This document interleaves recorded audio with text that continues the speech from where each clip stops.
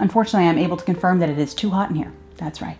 Hello there, and welcome back to The Closet Historian, and back to the messy foyer and me from the past. As I'm speaking to you, I have not attempted this project, but I'm really hoping it works out and that you'll be seeing the fruits and the labor today. Basically, I want to go ahead and take these antique or vintage antique, no idea what year these are from, chairs from Facebook Marketplace that I picked up in Lake George here in New York, kind of in a cabiny-ish woodsy area, and transform these with some new fabric, aka tear off this old fabric and reupholster these, and I want to try and do that myself. Now, I've only ever upholstered a little simple stool before, and that worked out. This is a lot more of an involved project, so we'll see how it goes. I also don't know what's underneath this old fabric, so we can find out together. But let's go ahead and dive on in.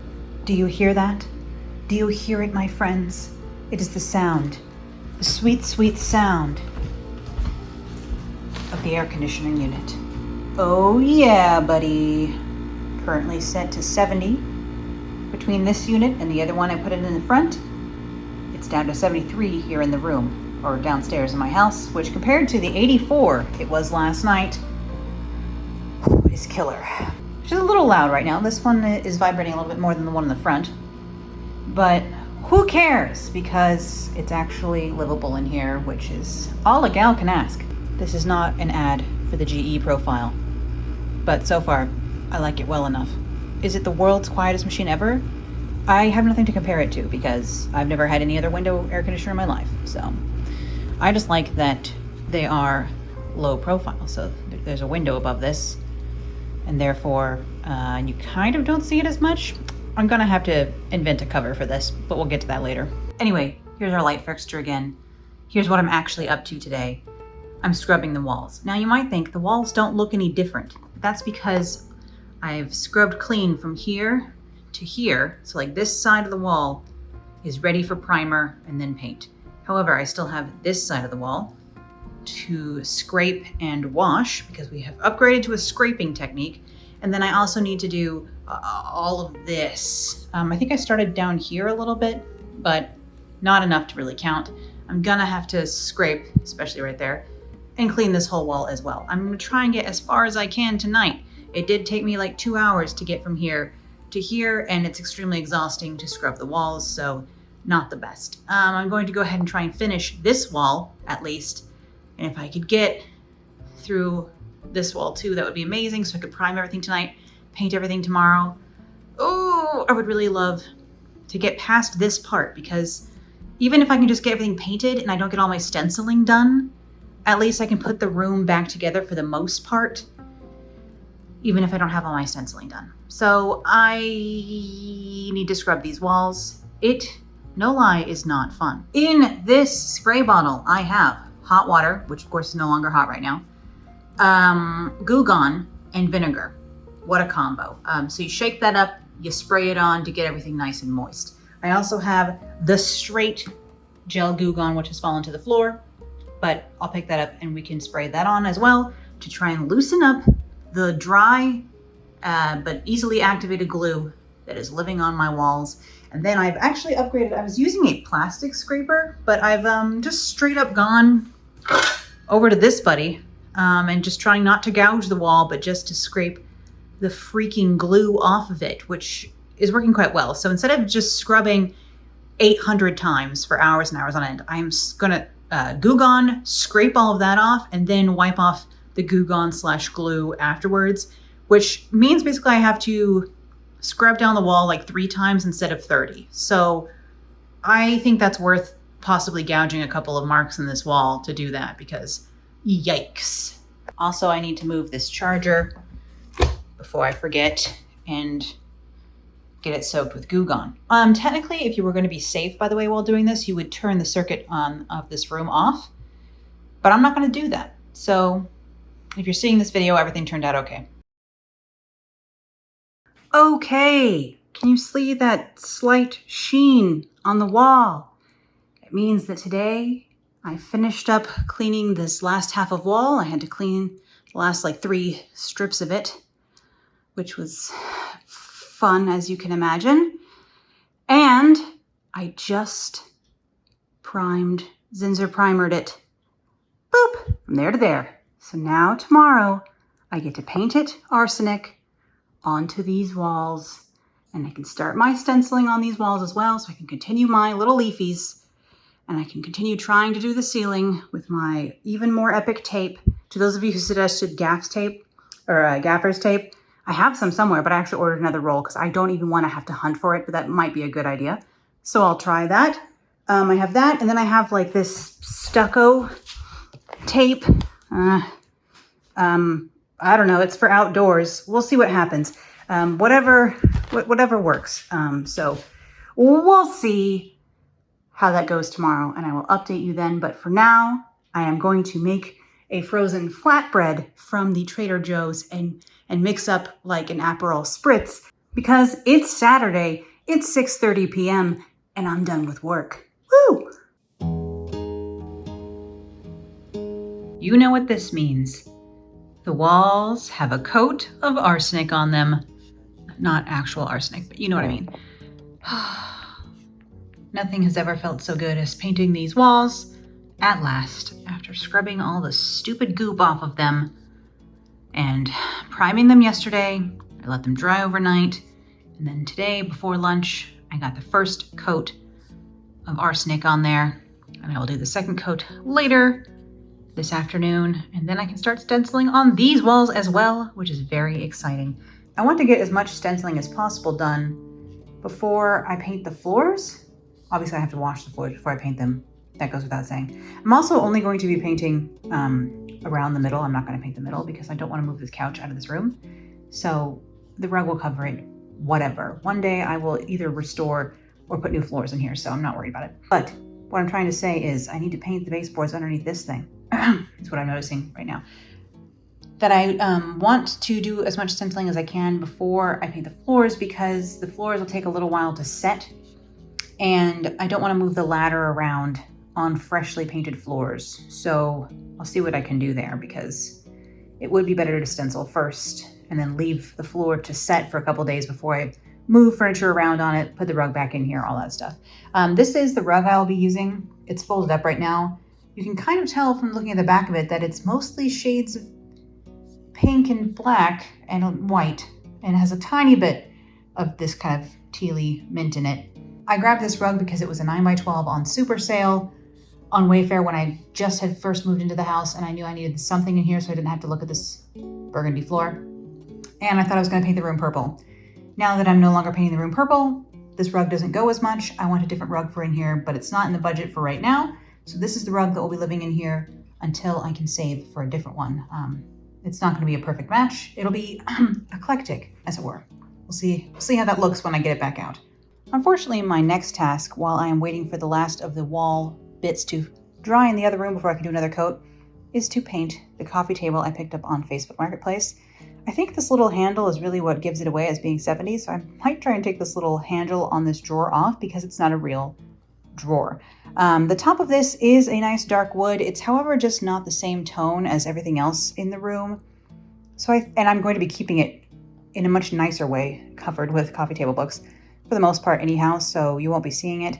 So I think I'm going to paint the whole thing black. Originally I was going to use Onyx, which is the same latex paints I've been using for all my trim in my house, but it's going to be much faster and give a less brushy finish if I simply just spray paint this with black satin spray paint. So that is what I'm going to do. It's already been painted this like lightish blue color once upon a time. And again, this was $30 on Facebook Marketplace, so I have no fear of ruining it by trying to make it look a little bit more like a black lacquered or black ebonized table. Although this does mean I have to kind of excavate it from underneath all of these books. I can't wait till I have my bookshelves like in use in the other room. What an idea that would be. And yes, I grabbed these plant pots for only $14.99 at Home Goods. I went in there to get like a hand juicer to squeeze limes and lemons for drinks. And these are just like really the perfect colors for me in my house. So I don't know if I'm going to put them outside. Here on the porch, I got a couple of the bigger ones because they were also pretty inexpensive. And I have them out on the front porch. And these could either end up in the house or out on the screen porch in the back.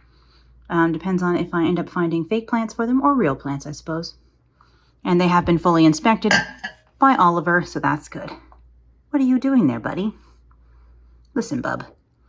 I would like to do some antiquing on a mirror that I have as well, and then I need to go ahead and try and upholster some chairs. I brought the coffee table out onto the porch and glued on some extra little furniture feet to make this, I don't know, 4 inches taller, just because it was a little bit low. And I find the Kwikset wood super glue works pretty well for this kind of thing. I used it for the scaffolding on my cut table, and that's holding up pretty well, so it seems like it'll be all right. And then, of course, I spray painted the table satin black. Luckily, the installation team was studying the instructions for installing air conditioning units without me. However, it turned out that they didn't absorb anything, and I did have to install the other 3 80-pound units all on my own. And speaking of antiquing a mirror, I of course removed the mirror from the frame itself. Be extremely careful while doing this, because mirror is just glass and is usually exceedingly sharp. And I had already gotten a bad paper cut this day. I didn't need any more injury time. And luckily you can find lots of instructions on how to do this sort of thing on the internet. I followed the strip the paint, mess up the mirror, then repaint the back, which begins with adding a gloopy layer of Citrus on the back of the mirror. I then waited 30 minutes and came back to this, which I could easily peel off. Honestly, I didn't even have to scrape it. I just peeled the paint off. And underneath the back of the mirror coating was kind of gold to begin with, but of course it looks really antiqued here after I sprayed it with a bleach and water solution, dabbing up the droplets every few minutes as I was afraid it wasn't working, or perhaps was working too much. But luckily that sort of wishy-washy attempt worked out just fine. And because I liked the antique brass sort of color I was getting on the back of the mirror, I went ahead and sponged some antique gold craft paint onto the back of this, and then spray painted the back of the mirror again with black paint. Again, just search how to antique a mirror on the internet. This was the first time I did it, so I didn't really want to film a tutorial because I had no idea what I was up to. Okay, so my first step here, and you can see just how foxed and sad this fabric is on the back of this chair. And you can also see that they got a little bit of glue on the chair while they were doing this the last time, so we know that they used glue. Oh, quite a scratch there. I just tried to pry away a bit of this double piping trim, and it looks like it's going to come away pretty easy. It's glued on there. Again, you can see what the fabric looked like originally underneath that. And that this is just stapled on there. And I figure if they can staple fabric to a chair, so can I. So I'm going to go ahead and try and take this piece off. Avoid this. I have a bad paper cut. I'm going to go ahead and try and take this piece off, lay it on my fabric, use it as a template to cut out a new piece, and then try and do this back as my first experiment into actual upholstery. Well, I officially think the part of my day that's going to take the longest is getting all the staples out.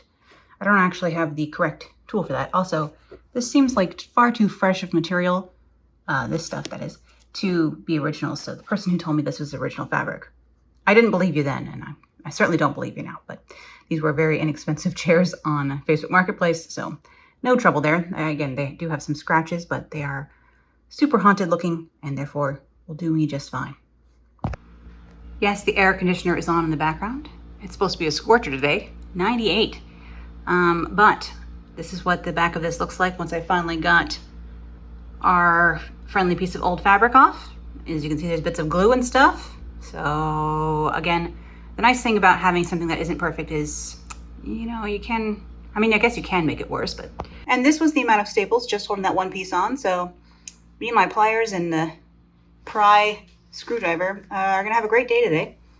But let's go ahead and try and put the new fabric on the back here. I have just used the old piece of fabric as a template to cut out a new piece of fabric, which as you can see is a dark purple velvet. And then I have gone ahead and clipped my curves as well. This you can see is just a cut edge that they covered with the trim. I'm going to go ahead and try and fold things under and do it that way first. If that doesn't work, then I will do it the way that they had it before.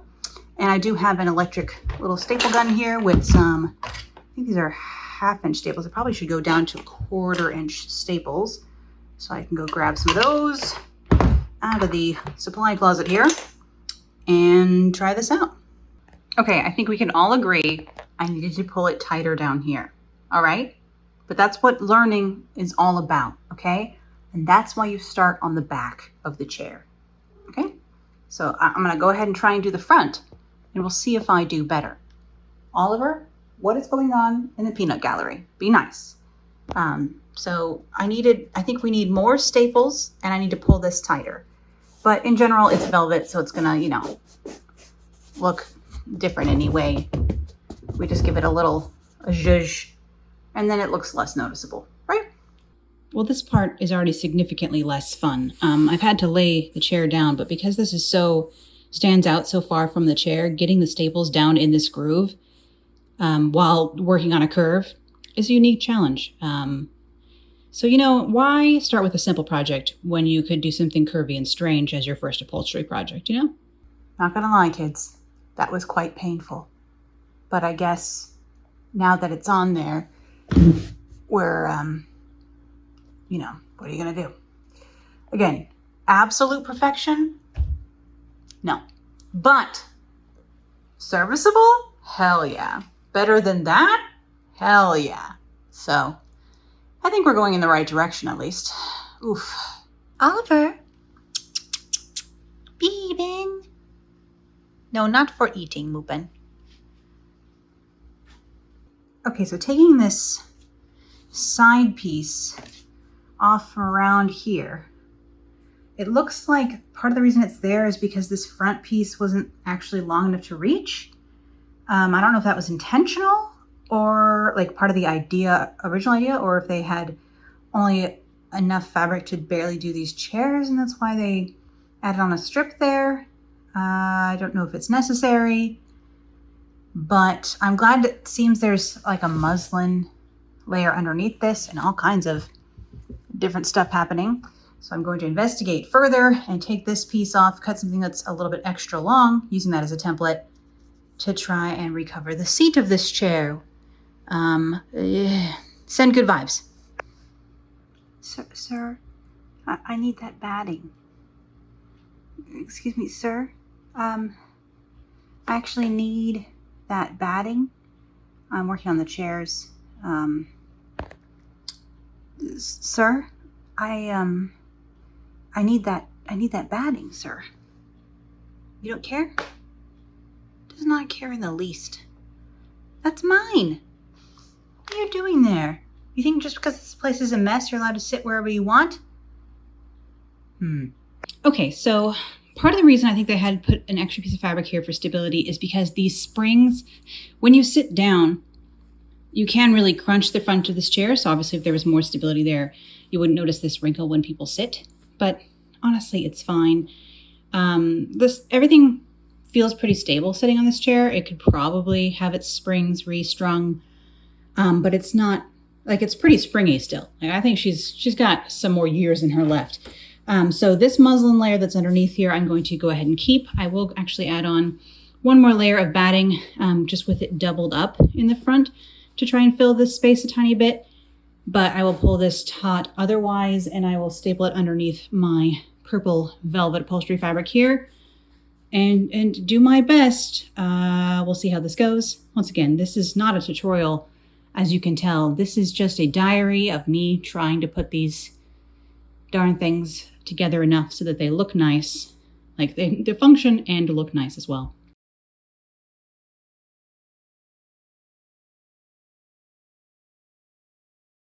Pals, getting this staple gun thingy to staple on these curves in these grooves requires gymnastics, a level of flexibility and strength I simply do not have. Oh my gosh. This one is even curvier than this one was.